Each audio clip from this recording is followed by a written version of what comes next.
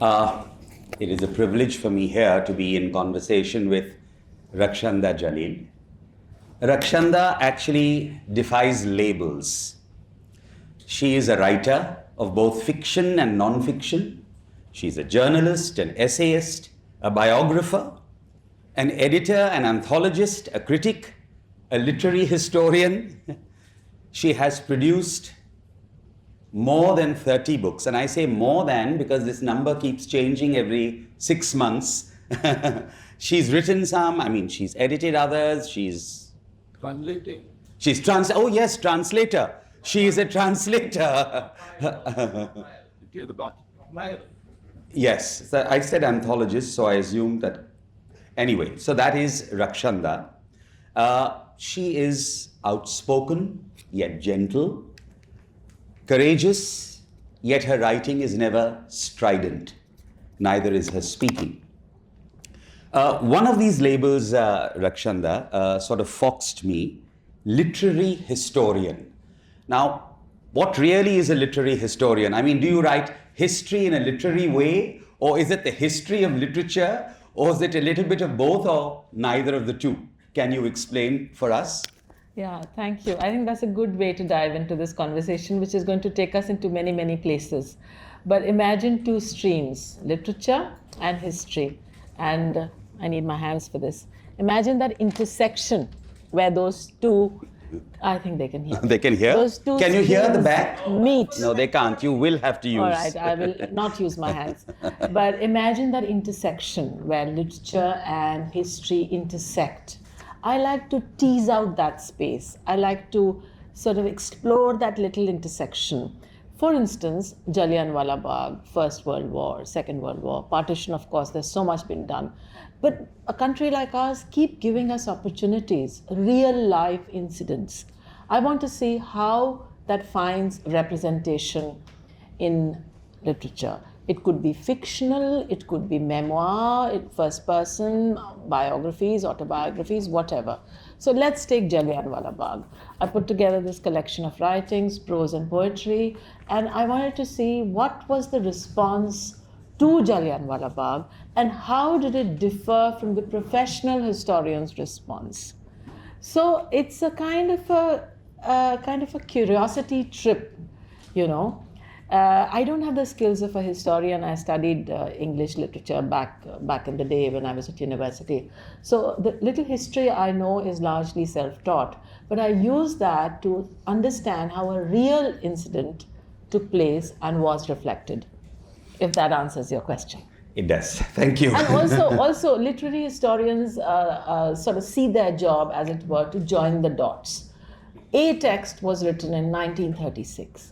So literary historians' curiosity would be piqued. What else was written in 1936? Was this person influenced by that? If so, how? So we are no longer happy with a text.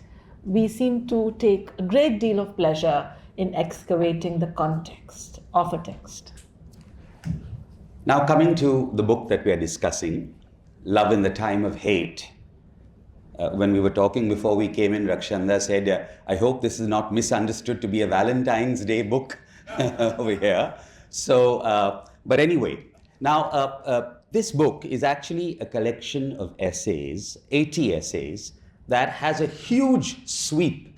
It covers communalism, nationalism, patriotism, gender, history, things like the influence of communism and progressive writers on Urdu poetry, the poetry of protest, various issues. It is a book that is, these 80 essays are put into 4 parts: politics, places, people, and passions. But the unique thing about this book is that practically on every page, there are at least 2 couplets of Urdu poetry, which Rakshanda quotes, explains, and shows how this is relevant to the issue she's talking about. It is a device that is extremely unique, using poetry to link up these very weighty and important and varied issues. And Rakshanda, can you tell us why I have never seen this device used anywhere else. Why you chose to do this, writing about all this through the lens of poetry, and how you went about doing it? You know, Mr. Disa, for a long time now, I have been interested in viewing the world around me in the mirror of Urdu. Because the more I read Urdu poetry, I find that there are not just one or two concerns. There are multiple concerns, many, many voices. For every opinion, there is a counter opinion. And this goes back to 300, 400 odd years. The same thing is said in multiple ways by different people. Sometimes the same concern is picked up across centuries, you know, the idea of protest, the idea of dissent, all of this. So it intrigued me, and also it worried me that for a lot of people, Urdu is seen as a language of romance. Ishq mohabbat ki zaban hai. I hear this all the time. बड़ी sweet language है. हमारे दादाजी बोलते थे. Good. I mean, all of this is very nice, but it's not just ishq mohabbat ki zaban. There is a lot of political vim and vigor in Urdu. There's a lot of political muscle in Urdu.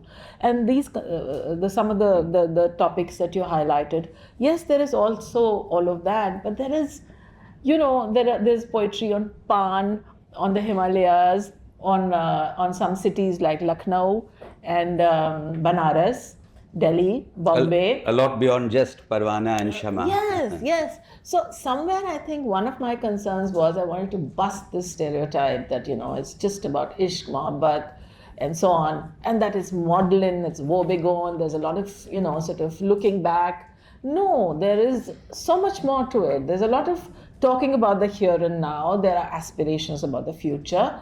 And the 80 essays you referred to, and there's no sanctity to the 80. It's not like I had a moment of epiphany and I said, I'm going to sit down and write 80 essays. No. Many of these were written as a knee-jerk response to something that happened, that keeps happening. A garden being renamed, Mughal garden becomes something else, a road becomes something else, an advertisement is taken down, there's talk of love jihad. So our newspapers give us fodder on a daily basis. So some of these things that you read here have been tweaked and have given a kind of a consistent shape, but many were written as columns. I used to write a column for the Quint called Hindustani Awaz, where they gave me sort of a carte blanche to write on precisely what I wanted. So some were taken from there, some I wrote specially for this. When I sat down to put them together as a book and put them under these 4 categories, I felt that there was some lacunae. The Tipu Sultan essay, for example, was written specially for this because I said, do we have to wait for another controversy to erupt over Tipu? Do we have to wait for another Lit Fest to be disrupted in Bangalore before we feel that, okay, Tipu has popped up in our national imagination again? So, you know, there is that. And I've actually forgotten because you asked several questions, but let me see how many of those strands I can pick up. I think increasingly I find that the political is the personal and vice versa. I like to mine incidents from my own life, and I like to make common cause with other bigger events. You know, so some of these events are things incidents, moments, feelings I've plucked from my own life, and I try and see if I can make something bigger than just something small, something immediate, something personal that happened to me. So there is that as well. I wanted to ask you about your earlier book also, Rakshanda, but we'll come back to that a little later. I would prefer to get into the meat of this book. Now, your very first chapter is called Creeping Normality and the Tragedy of Gradualism. Essentially, how things are happening slowly and yet changing our body politic, in ways that could be irreversible. I mean, you know, when in the kind of India that we grew up in, even if people felt communal or bigoted, they wouldn't voice those opinions because it was shameful to do that. There was a fig leaf. That fig leaf has gone. Has gone. You know, we had this Nehruvian idea of an India that would be progressive and that would put away all the tensions of partition and all behind us and go on progressively to something where religion would be part of your personal life and socially we would all be Indians living out the ideals of the constitution. Something has happened. The Nehruvian ideal seems now to have been set aside. Now, I have two questions only over here. One is, do you think, you see, one of the allegations about Nehruvianism is that no, actually it was basically flawed, that it had this kind of inbuilt tushtikaran of minorities, pandering into minorityism. And that is what has created all these difficulties that we faced, and that is why that idea of India was wrong. That is one criticism about it. What do you think about it? And because you've written very movingly about Nehru also in one of your chapters, and also the second thing is, do you think that what is happening is irreversible? Have we reached a point where this cannot be reversed, or is that not the case? Okay, first about Nehru. I think Nehru put us on a path, on a trajectory, which gave us firm footing in the Committee of Nations.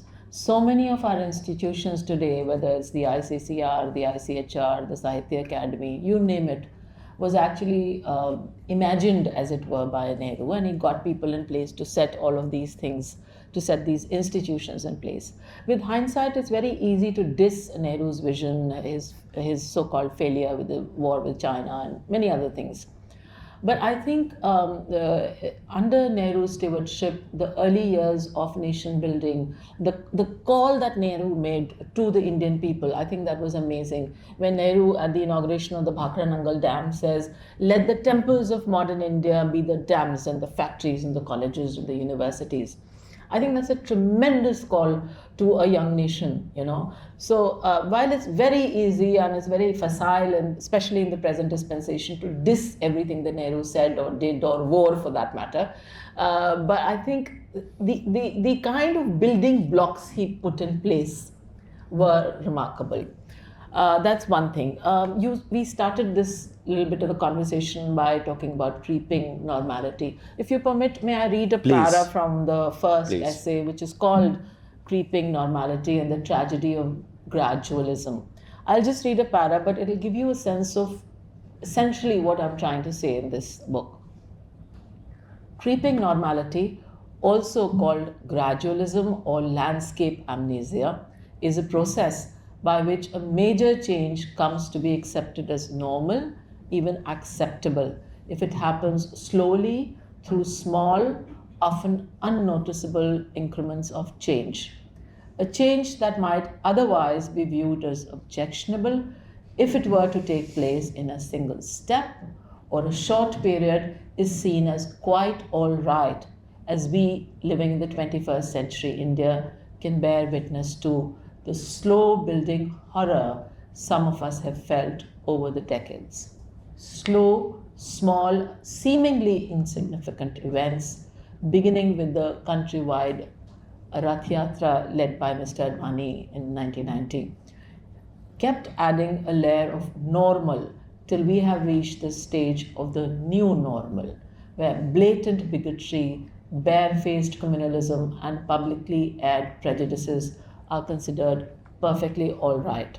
So in this book, I have passages of prose like this, but I take the help of Urdu poetry to illustrate it. Do you think the audience will understand if I read parts of... Please read, and you can explain, read the English too. Yeah.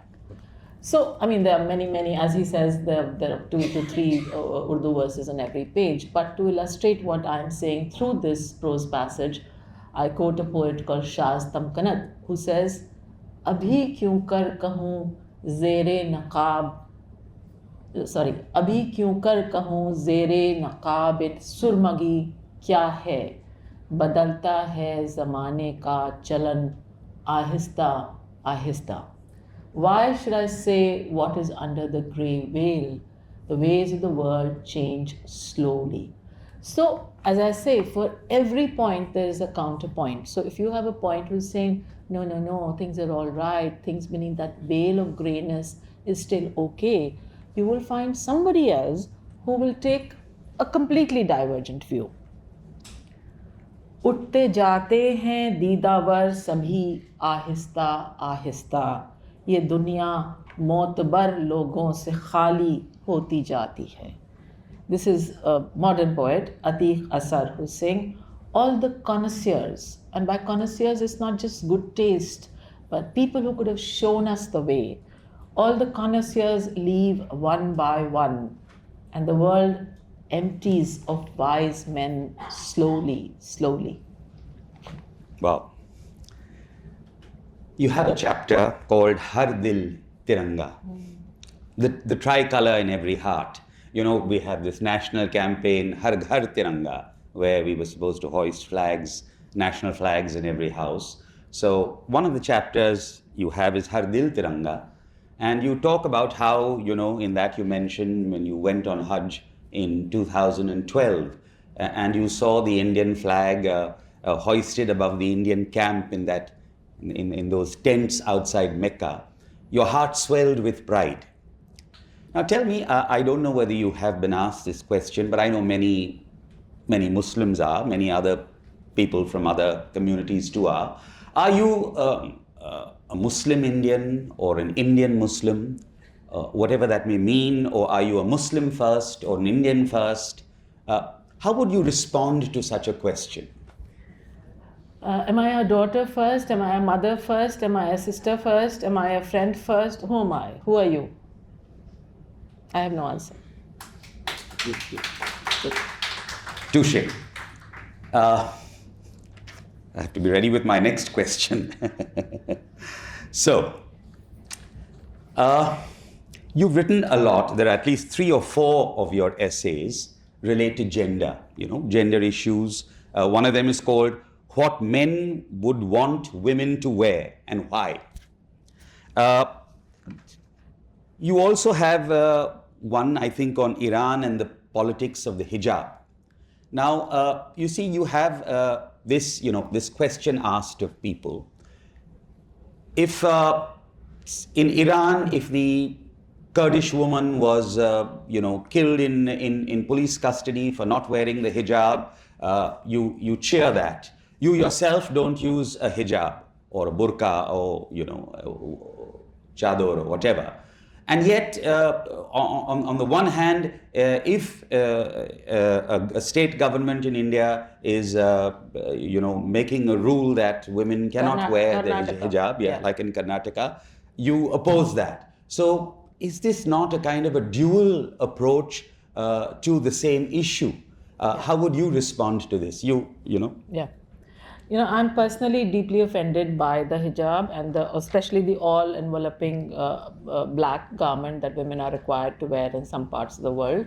I rebelled against wearing it whenever I've traveled to, for example, Saudi Arabia. Hang on, you might not want like to the clap rest when of the you hear answer. the rest of the answer. So while I am personally offended by it, and not over my dead body would I ever want to wear it, or would want any young woman I know would want to wear it, but I have nothing against women who wear it. I mean, I don't see them as lesser beings. I don't see them as inferior. I don't see them as silly or dimwit or somehow indoctrinated by somebody. You see, if they are being forced to wear it, I'll be the first person to support them. But if they are not being forced to wear it by men, brothers, fathers, whoever, husbands, and they're wearing it with their own free will, then who am I to have an opinion on it? So to answer your question, yes, I was deeply offended by what happened in Iran, and I lauded the women who were taking off their hijabs and burning it in solidarity with a young Armenian girl who was killed, murdered by the moral police. But by the same token, I was deeply offended and extremely angry when the Karnataka government stopped this young woman who was wearing a hijab from entering a college to take the exam. I see it as a matter of personal choice. So I don't think any state agency has the right and within a family unit, any father, mother, brother, whoever, has the right to tell a person to wear it or not wear it. Would you still clap? So basically what you are saying is the issue is not the hijab, the issue is the choice, and everyone should have the choice to do what they want to. One more question to take off on this, on the issue of triple talaq, Yeah. on the Uniform Civil Code. The argument is that the triple talaq law, banning triple talaq, is something which was in favor of Muslim women, and that the Uniform Civil Code is actually something which will benefit by the Muslim community. What are your views on this?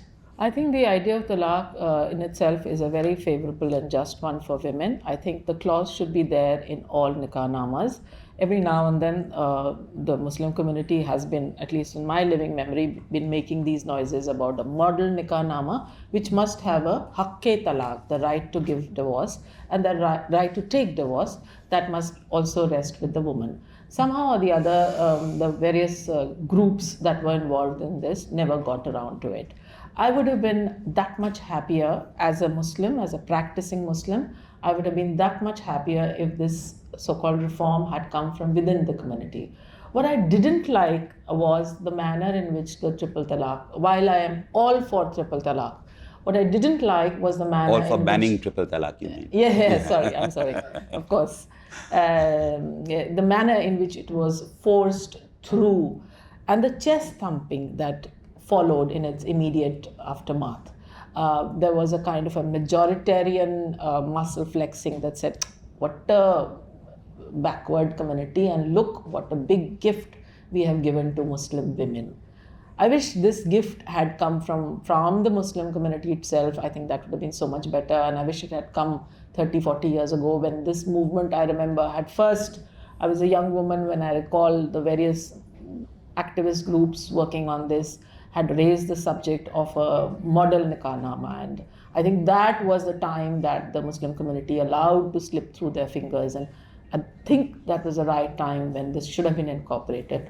I also know that there are some communities within the larger, Muslims are not a monolith in India, there are variations, regional and others. Among the Shias, the Haqqi Talaq has been there in the contract for a very long time. It's the Sunnis really who have not incorporated it, who have not made it, as it were, a clause that is to be found in all. Remember that a marriage, a nikah among Muslims is a civil contract. It's not a religious ceremony. It's not a sacrament. It's not a sacrament. It's not in the eyes of God. So it's a civil contract between two consenting parties. So one of those clauses, it was the easiest thing in the world to have inserted this business about talaq there.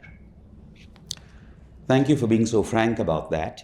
I'd like to take you to this issue of I think your second question was about the UCC, which Ah, I never yeah, got the around to UCC. answering. Yeah. Yeah, but everybody seems to think that UCC is only going to affect Muslims. I was talking to Vivek Menezes earlier. What about Goa and the bits and pieces of the Portuguese law you still have?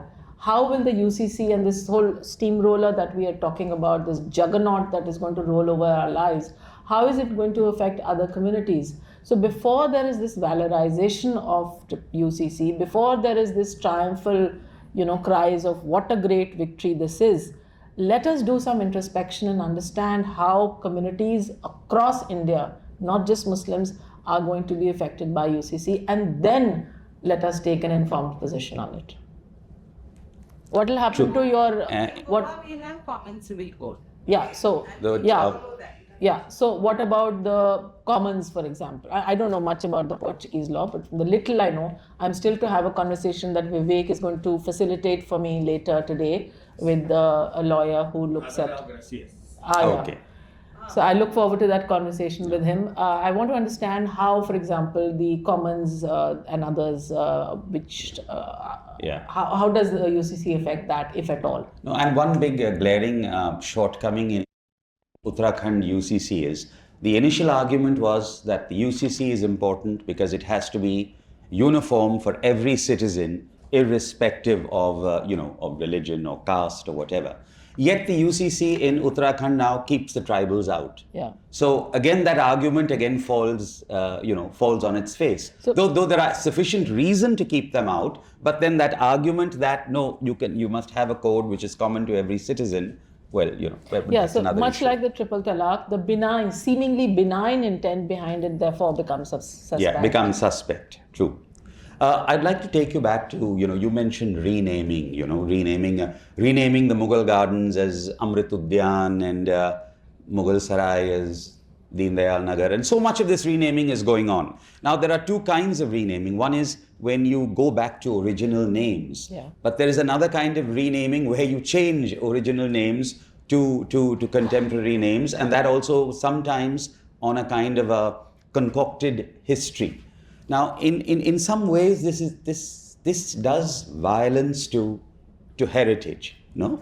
And even this idea that colors have religion, food has religion, languages have religion. So, what really, and linked with this, you mentioned Tipu Sultan in as one example.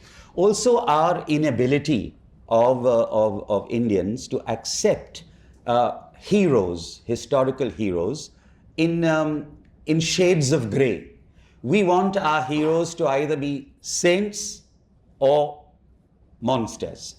They have to be entirely black or entirely white. We cannot accept them nuanced. And that creates much of the problems that we see today. You have touched upon this in more than one essay. So would you like to say something about that? I see history as a continuum, as a river, and as with a river, we have to take all of it. I mean, you can dam it, you can change its flow and all of that, but you can't pick and choose, and you can't say this bit of the river is fine, the rest is not of any use to me. I think now, especially under the present dispensation, there is a tendency to pick and choose, you want to choose parts of the history and say this part makes sense to me, this aligns with my current ideology, and so I'm going to keep this, but this is of no use to me, or is doesn't help me build the narrative I want to make, and therefore I'm going to do away with it entirely. I object to that because I don't think that is the right way of looking at history. Many years ago, my interests sort of keep changing, but about 20 odd years ago, I was fascinated by the lesser known monuments of Delhi, and I wrote a book called Invisible City. At that point, I used to go to all these lesser known monuments and write about them. And it used to trouble me that, some we've just fenced and reduced to a pretty looking thing in a fancy park or in a Tony neighborhood. And we don't know very much about it. But we think it's okay, it looks scenic enough, fenced in behind those fences that ASI puts up. But we don't really need to know more about it. Or we can even pull it down and build another new neighborhood or a new, housing estate.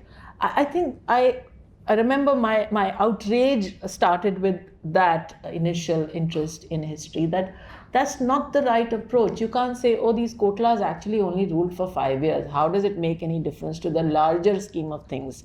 Or Safdarjung, who was he? Why is he occupying prime space? Why do we have so many neighborhoods and even an airport named after him? Let's just kind of demolish it, rename it.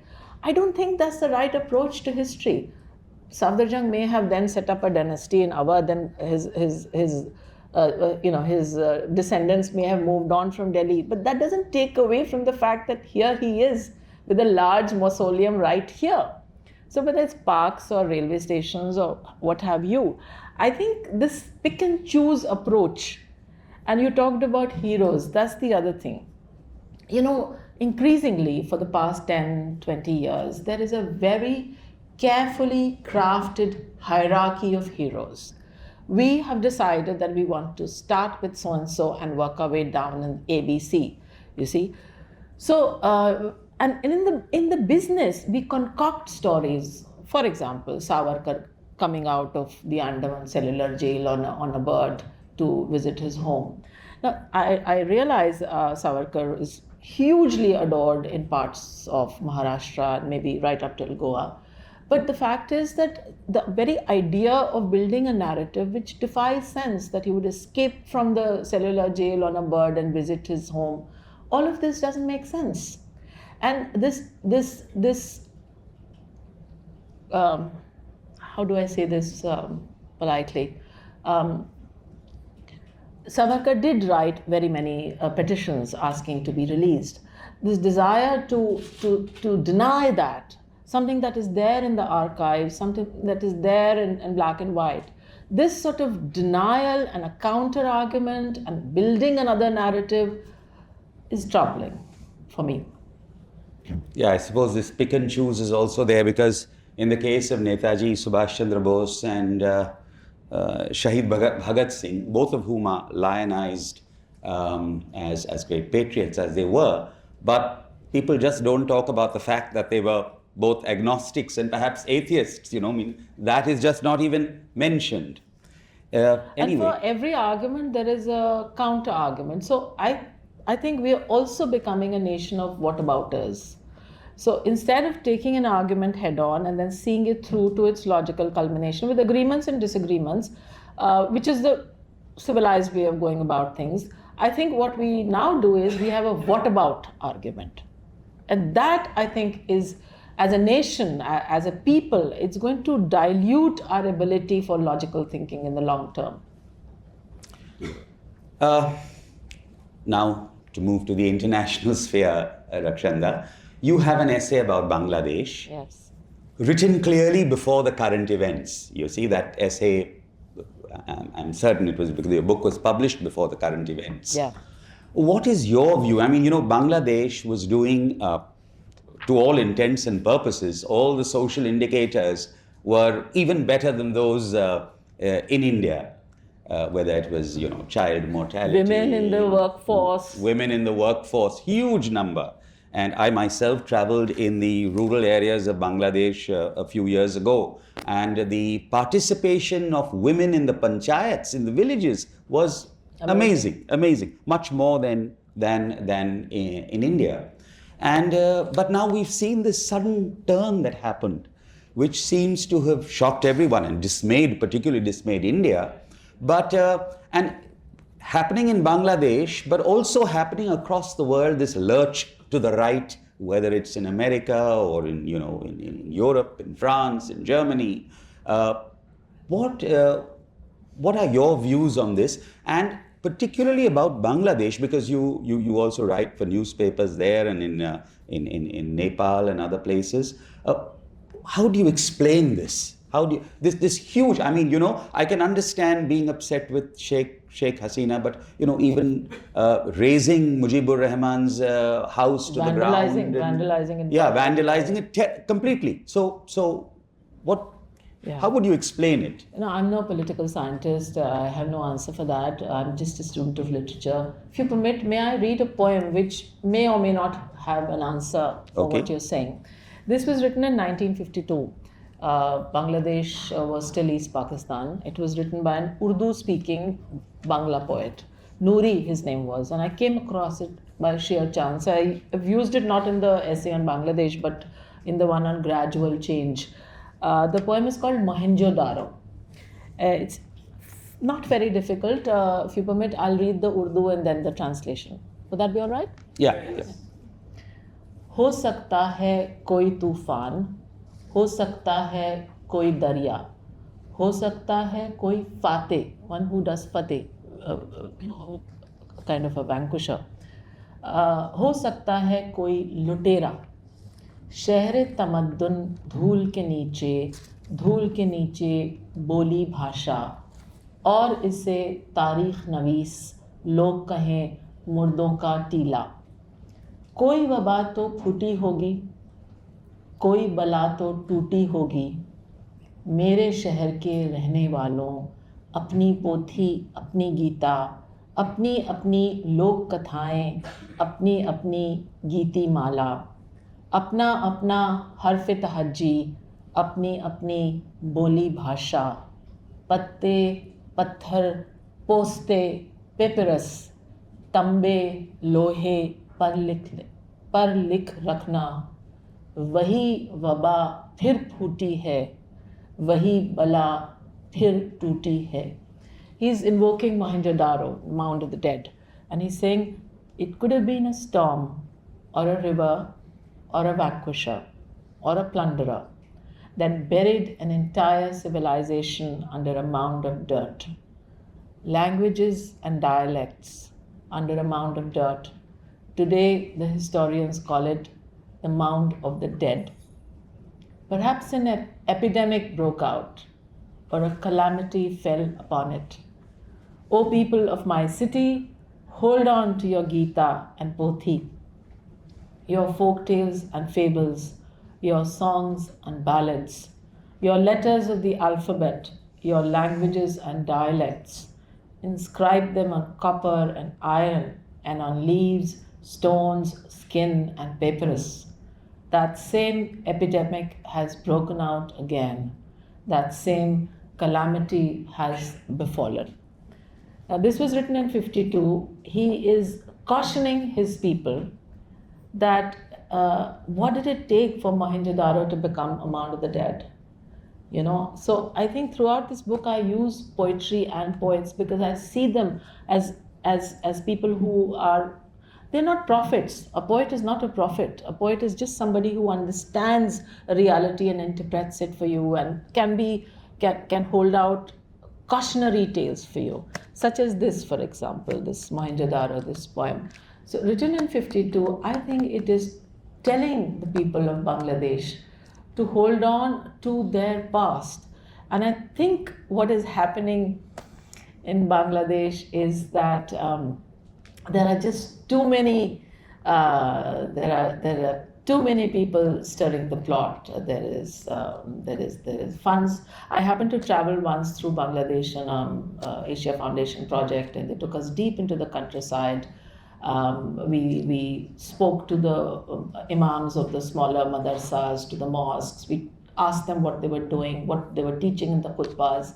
Some were very forward-looking, some were radical. For example, they were talking about ways to control family sizes, how to have sericulture, poultry farming, all of this in a khutbah. Can you imagine? And at the same time, there were others. So I think there's a combination of factors here. And as I say, I don't have the skills of a political scientist to tease out all of those for you here. Okay, doesn't entirely answer my question, but we'll leave it at that. You run an institution called Hindustan Ki Awaaz. Hindustani. It's not an institution, there's just me an in it. organization. There's just me in it. So Okay, there's just you in it. And that is for the promotion of Hindi and Urdu. That's what I heard. Now, I have a question regarding that, but before that, a smaller question or another question related. You have edited at least 2 or 3 books in which you have Pakistani writers and Indian writers in the same anthologies, both writing in Urdu. Do you see a difference in style of Urdu used by the Pakistani writers from the Indian writers, or is it the same manner of writing Urdu? I think there are substantial differences in vocabulary. Occasionally, even when you speak to the Pakistanis, they're at the risk of sounding a language purist. Sometimes their language, their Urdu seems very shuddh, very sort of Very bookish, Persianized, yeah. very bookish almost, okay. you know. So the Urdu we speak in India has a fair inflection of Hindi. It's a very shireen mishran, very sweet mixture of Hindi and Urdu, Hindustani as it were.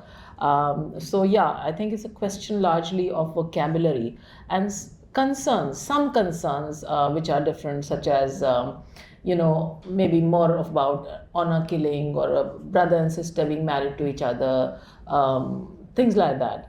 But yeah, the concerns of the middle class, I think, are the same the world over. So those would be the same about finding jobs, stepping out of the house, that kind of thing. So I don't think I found major differences in the concerns, but yeah, the language and therefore the translations had to be done differently. Now, on that issue of language, I have as I said, a related question. You see, in India too, you have this kind of movement relating to Hindi, to purge it of all Urdu-related or Persian origin words and to Sanskritize it.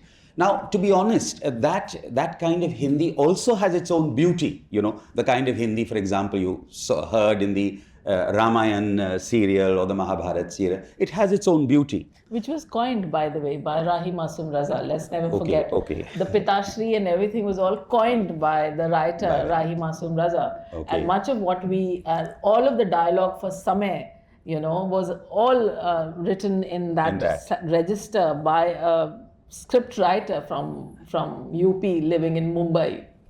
But it seems to have taken hold in textbooks and things like that. Yes. Now, you see, my question was actually something like, there is a movement, or as you say, even in Pakistan, to Persianize Urdu. There is a movement to Sanskritize Hindi. And both these also result in languages that are, in expressions that are beautiful in their own way. There is another view, no, you know, we shouldn't do this and it should just be Hindustani, you know, like the Hindi we hear in movies and things like that. Now, what in your view should be taught in schools? You know, as I say, because there are angles to both sides. It isn't that if you Sanskritize Hindi or you Persianize Urdu, it becomes unlovely. There is attractiveness in that as well. What do you think, because of this Hindustan Ki Awaaz movement that you are nurturing, I am asking you this question. Well, first and foremost, I don't think should shy away from the script and say that, okay, I like Urdu, but I can't learn the script because it is difficult. I mean, there are other languages which have a challenging script, Chinese, Russian, and for trade or for other reasons, we do learn them.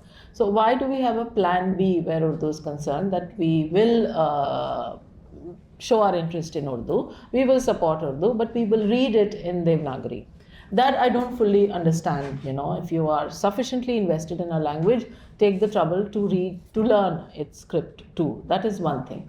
The other, increasingly I see people behaving like akhade ke pehlwan, you know, that you have wrestlers in a pit occupying two opposite ends of that pit. The Hindi walas want to take Hindi towards Sanskrit, the Urdu walas want to take Urdu towards Persian. I don't think that's the right way. In the process, I think Bolchal ki zaban, the everyday language, is a casualty. And Hindi cinema has done a great deal to keep that language alive, whether it's the film lyricists, whether it's Gulzar Saab or Javed Akhtar, or before Majroo Sultanpuri and all the rest of them. I think they gave a very easy, melodious Urdu that reached the nooks and crannies of the popular imagination through radios, transistors. You know, these Hindi film songs were playing at Chai ki dukaan and Padwadi ki dukaan, and they were लोगों के कानों में जा रही थी. तो ये जो साफ सुथरी आसान जबान थी, with an occasional sprinkling of idiom, Goya ke chunanche, we don't hear this at all being used, and yet a Hindi film song picked it up as a refrain. So Goya ke chunanche, which is just a kind of an idiomatic turn of phrase, came back into currency.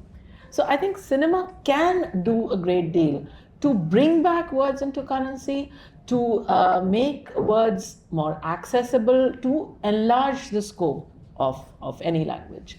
But no, I'm not a purist in language. I don't want to speak बहुत ही खालिस ज़बान जो किसी को समझ में ना आए या जिसमें हर दूसरे लफ्ज़ के लिए आपको डिक्शनरी देखनी पड़े. No, that I wouldn't want. Before we actually open out the thing to questions from the house, I have one more question. Your earlier book, I mean, the one for which you are very well known, but you don't look like a Muslim. I think that came out about 5 or 6 years ago. I timed them with the elections. Okay, you timed it with the elections. Now, that book also has... It was launched at Gulf. It was launched? Okay, at Gulf. Okay, it was launched hall, here. Actually, in this very hall. Great. Now, that book also has 4 sections, like Love and the Time of Hate. There you call your sections identity, culture, literature, religion. That also is a collection of essays. Now, is there an overlap between the 2 books, or are they different, or are they in some sense connected to each other, or Would you like to say something about that to I us? plan to bring one every year, just on the eve of the election, every 5 years. My 5-year plan, you can call it. So 2019 was But You Don't Look Like a Muslim. Then this came out in May 24. And then 5 years from now, I think I'll be back with another bunch of essays. I quite like essays as a genre. These 3 to 4 pages give me just the right amount of space to make my point. A point that that might get lost or diluted in a larger piece. I think I can allow it to be brief, to succinct, as sharp as I might want, and all the rest of it in those 3 to 4 pages, which is up to 2,000 words.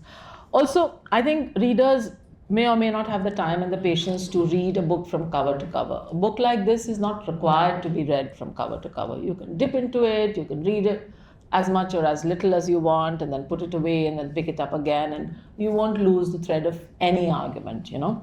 So that's the thing I like about essays, and I tried that with But You Don't Look Like a Muslim. I quite liked it. That was a slimmer book. This is a fatter, bigger book. The one 5 years from now is possibly going to be bigger than this.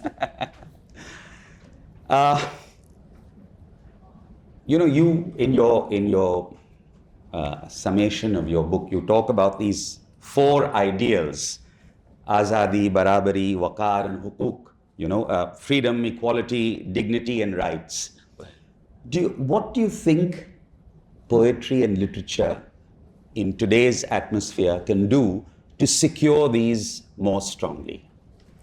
I think that poetry, in its very brevity, can say a great deal more than prose can. Prose needs leisure to make an argument. A novel or a short story needs an expanse, it needs leisure, it needs space and time and so on. I think the poet, and again specifically Urdu poetry, the 2-line sher, and the sher makes a ghazal of 6, 7, 8, 10 shares. This 2-line haiku-like compactness, जिसको हिंदी में कहते हैं गागर में सागर भरना, you know, to fill an ocean in a pail. So I think these 2 lines have the ability to say a great deal, and I think that is the one defining quality of Urdu poetry, which I like, and that ability to you know, to say that, and we've seen this in public life, you know, when the parliament debates at one point, not so much now, but at one point they used to be replete with sher o shairi.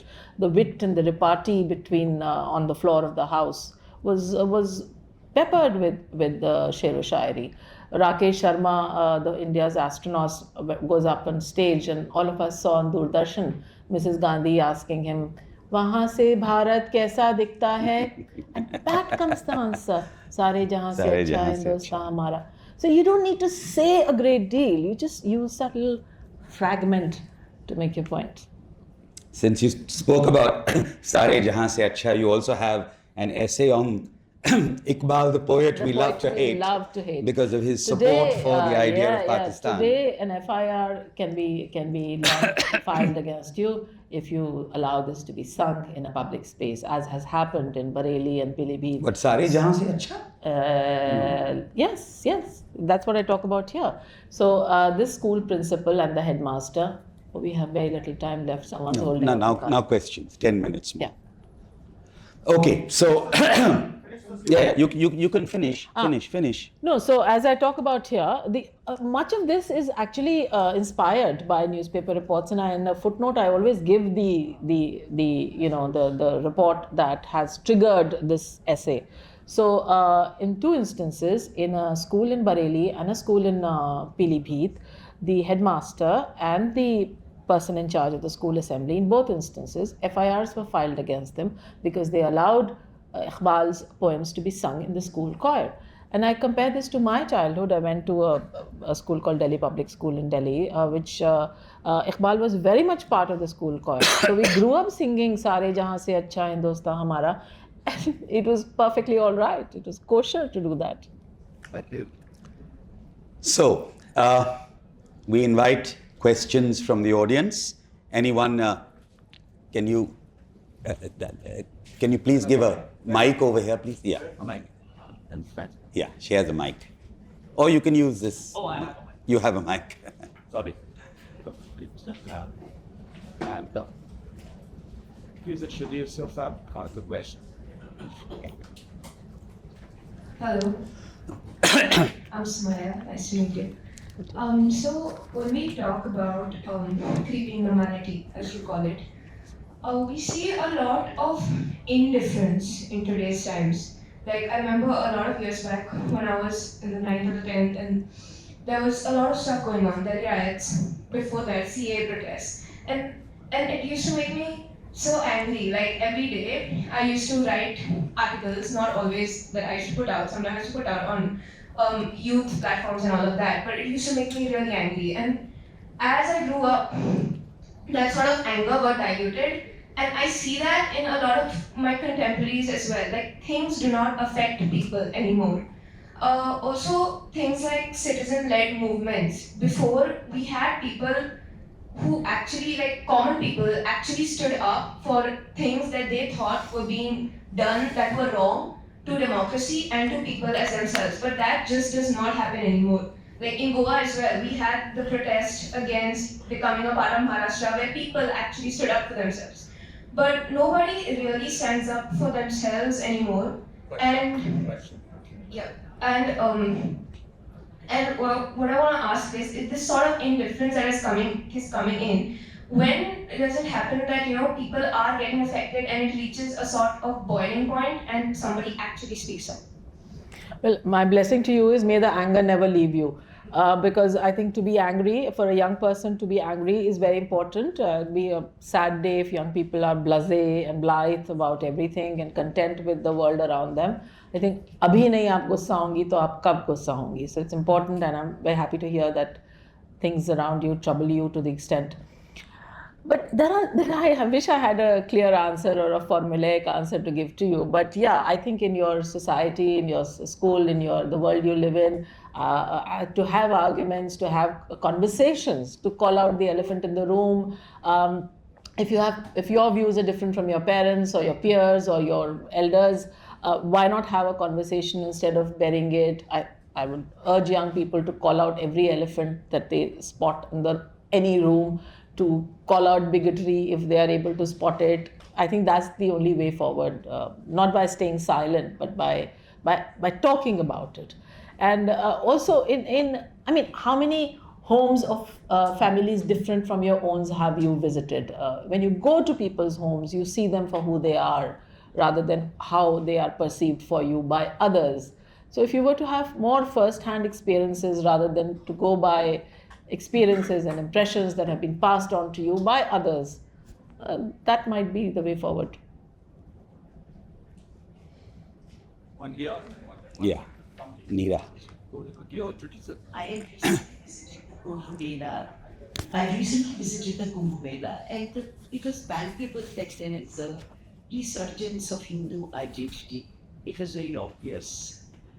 No harm in that. No harm in that. Every and community working religion comes to reclaim its own identity. My question to you is that this is not only here, but perhaps also Bangladesh, perhaps Pakistan, and many of the neighboring countries. But have there been examples of developed countries where this has happened, let's say about 100 years back or like 20 years back, and what trajectory that is working? Was there finally an assimilation, or was there something else then? First of all, absolutely no harm in having an identity or a resurgence or whatever. The problem comes when that identity becomes so sharp that it wounds and pierces the person standing next to you. I think that is the problem. I was watching a clip that just popped up on my feed on the phone by Ronald Reagan giving his last speech as president.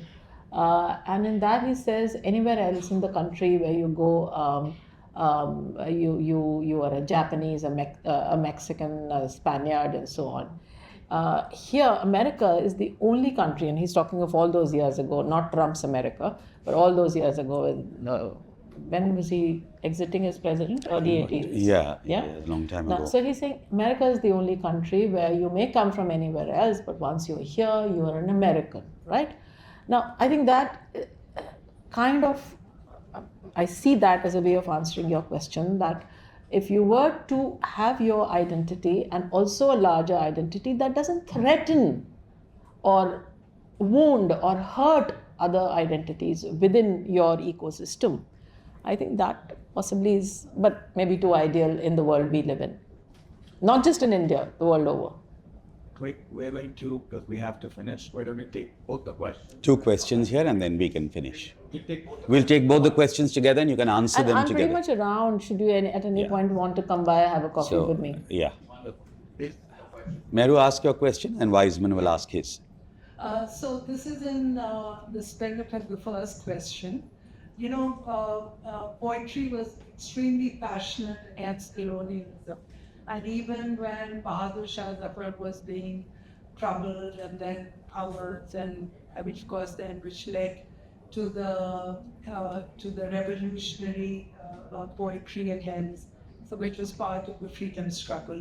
What is, you know, there seems to be a veil of silence at what is happening in the country. What is literature doing at the moment? Is there, have you zeroed in on some talent or writing? Take the other that might question make too a and then you answer No, them both. it might be different. Yeah. Very, very briefly, Yeah. Meru, Yeah. I keep putting together these anthologies and of modern Indian writing. One came out last year. So I am interested in what is being written now, not just what was written in the past.